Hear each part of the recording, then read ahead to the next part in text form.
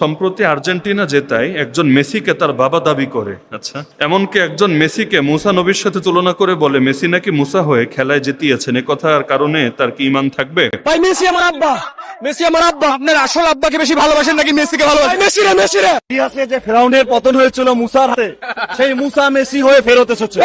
এক প্রশ্নে দুইটা অংশ, বিশেষ করে দ্বিতীয় অংশটা খুব ভয়ঙ্কর। কেউ যদি মেসিকে মুসার সাথে তুলনা করে, সম্ভবত এটা প্রশ্ন থেকে যা আমি বুঝতে পারছি মনে হয় মিশরের সাথে খেলাকে কেন্দ্র করে হতে পারে, যে নবী মুসা আলী ইসলাম ওই মিশরের তৎকালীন বাদশাহ ফেরাউনকে পরাজিত করেছেন এবং তিনি বিজয়ী হয়েছেন। তাহলে এই জামানা মেসি মুসা হয়ে মিশরকে বা মিশরের ফেরাউনের সাথে তুলনা দিয়ে তাদেরকে পরাজিত করেছে, নাউজুবিল্লাহ।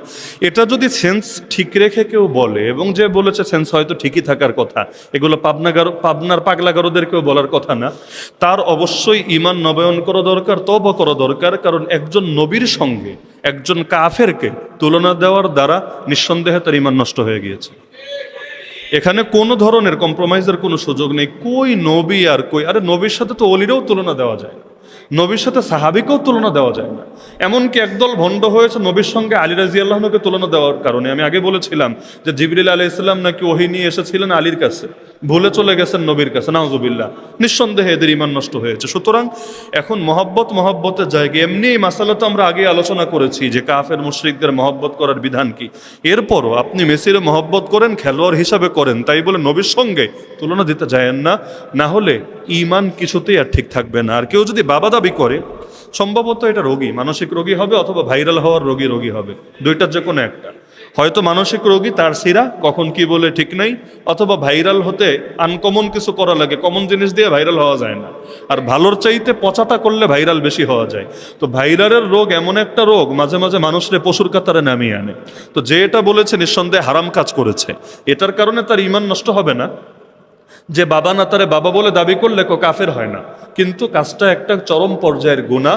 আল্লাহ কোরআনে বলেন উদউহুম লিআবাইহিম হুয়া আকসাতু ইনদাল্লাহ, তোমরা তাদেরকে তাদের বাবার নাম ধরে ডাকো। এজন্য আল্লাহ রাসূলের একটা পালক পুত্র ছিল, একজন পালক পুত্র ছিল যার নাম যায়েদ, এবং কোরআনে একজন মাত্র সাহাবীর নামই আছে, তিনি হলেন এই যায়েদ বিন হারেসা।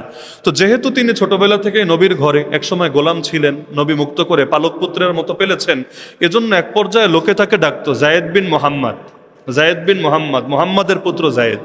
যখন সূরাতুল আহজাবের আয়াত নাজিল হলো যে তাদেরকে ডাকবা বাপের নামে, সঙ্গে সঙ্গে আল্লাহ রাসূল জানিয়ে দিলেন খবরদার কেউ ভুলেও যায়েদ বিন মোহাম্মদ বলবা না, বলবা যায়েদ বিন হারেসা।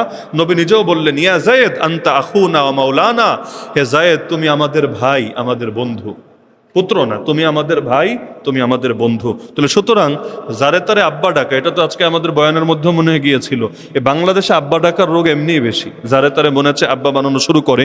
হ্যাঁ, এখন যেখানে কোনো ধরনের সন্দেহ নাই, সন্দেহ জাগে না, সেখানে সেটা ডাকা যায়। তারপরও একটা শর্ত আছে, যেমন অনেক আলেমরা বলেন আপনি এমন কোনো এলাকায় গেলেন এখানে আপনাকেও চেনে না, আপনার সঙ্গের মানুষটাকেও চেনে না, আপনাকে জিজ্ঞেস করলো সে কে, সে আসলে আপনার শ্বশুর আব্বা। এখন অচেনা জায়গায়, অজানা জায়গায় আপনি যদি শুধু আব্বা বলেন যে সে আমার আব্বা, এটাও তারা নিষেধ করেন। কেন? কারণ যেহেতু মানুষগুলো চেনে না, জানে না, তারা হয়তো ভাববে তোমার জন্মদাতা আব্বা।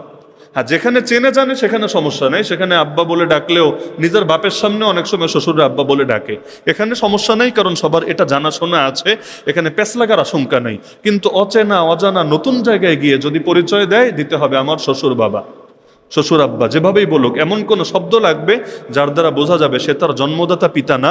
নিজের পিতৃ পরিচয়কে কখনো কলঙ্কিত করা যাবে না। আল্লাহ হেফাজত করুন।